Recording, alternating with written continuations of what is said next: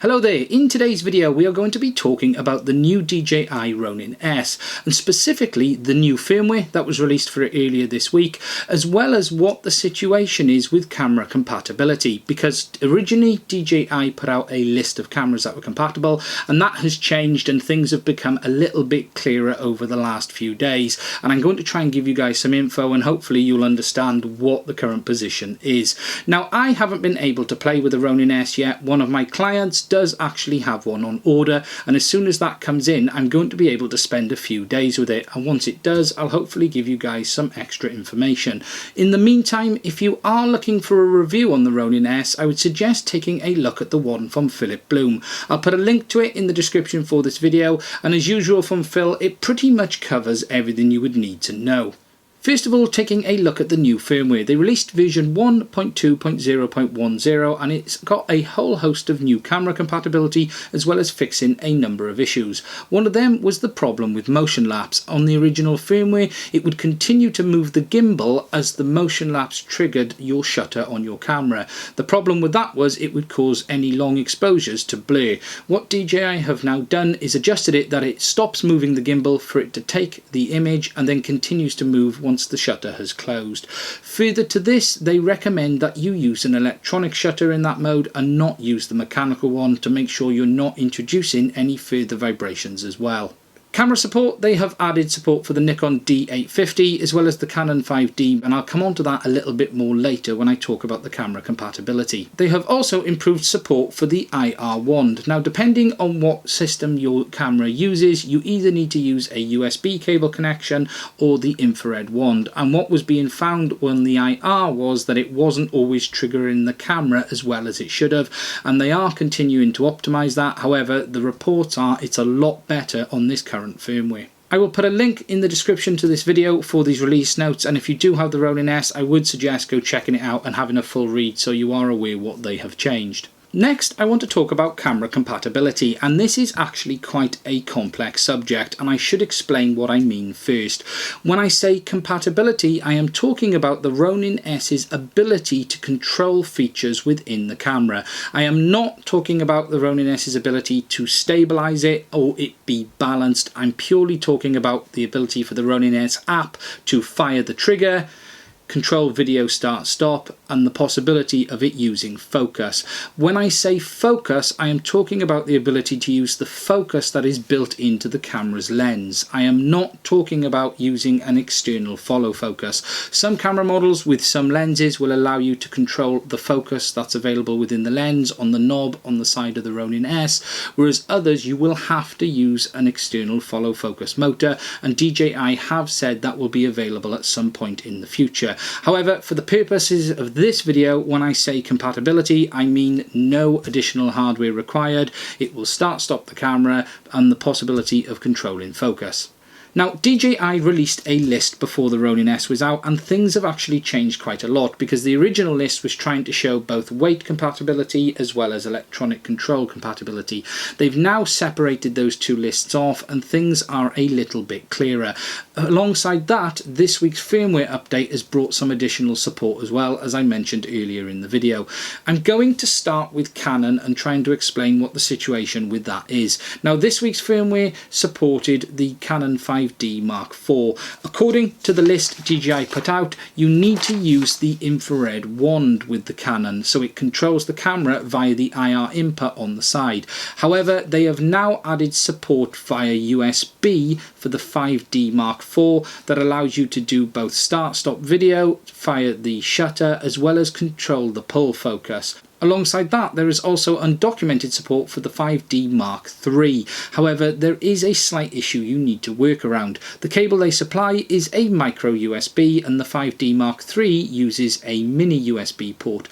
To be able to do it via USB, you need to use a mini USB to micro USB adapter, just like the one I'm showing on the screen here. If you use this, it does give you the same level of functionality as you get on the 5D Mark IV, and it allows you to control the start-stop as well as the pull focus. Again, with regards to pull focus, this is all down to using a compatible lens as well, and that is something to always bear in mind, and they do put a list of the compatible lenses on that camera compatibility list as well.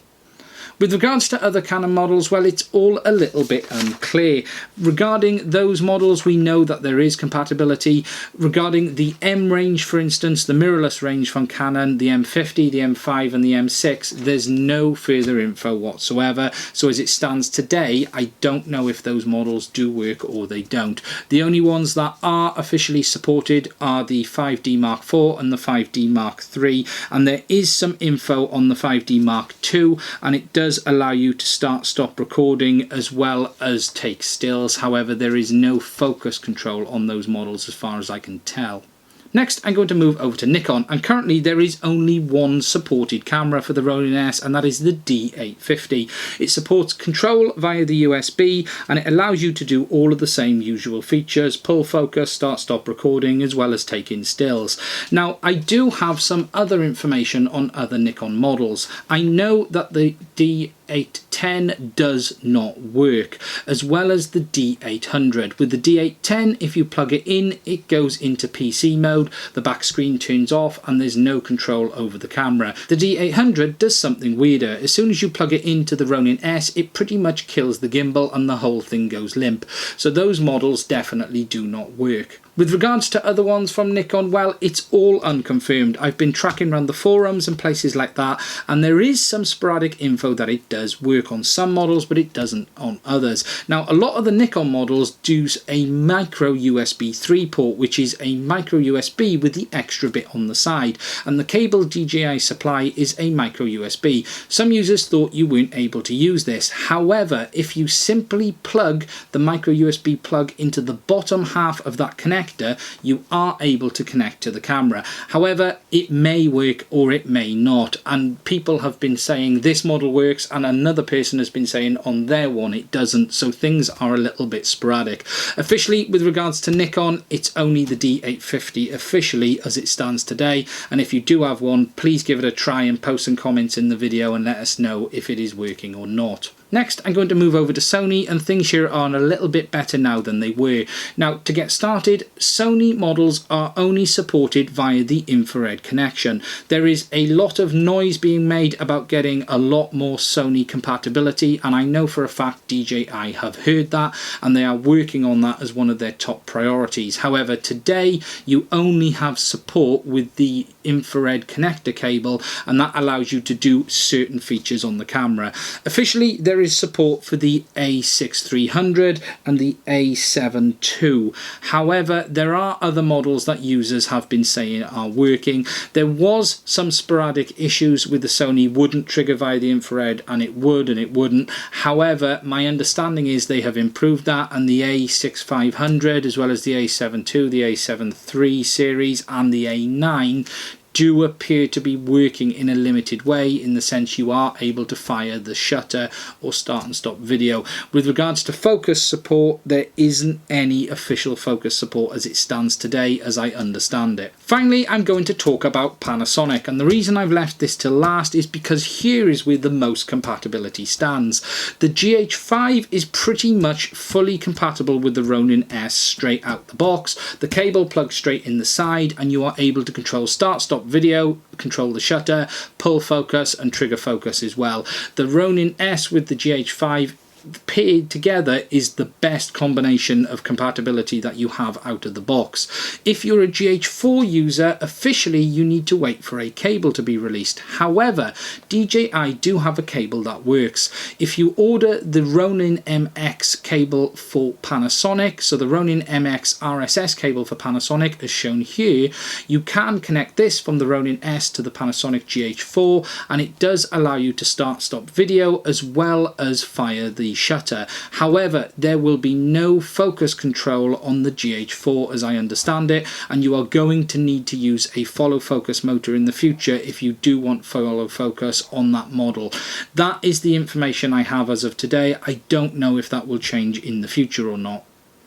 With regards to other models out there on the Panasonic, the Canon ranges like the Rebel series I'm recording this on now, or the Panasonic G8, G9s, there really isn't any further information and compatibility is unknown. If you've got a G9, a GX80, a GX85 or one of the Canons and you are trying it and you've got compatibility, please do put info in the description for this video and I'll try and do another one in the future as more info comes out and we have a better picture of where we're at with the Ronin S and camera compatibility.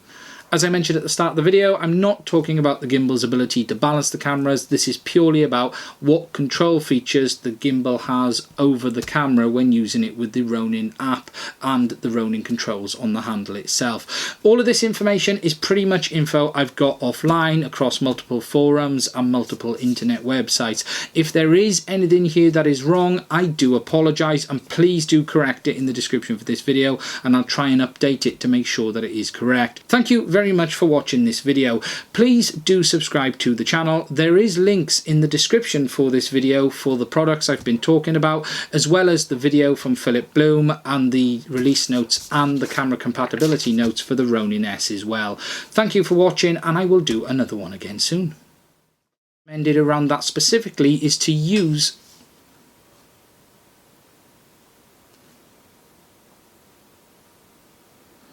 I wonder why that moved.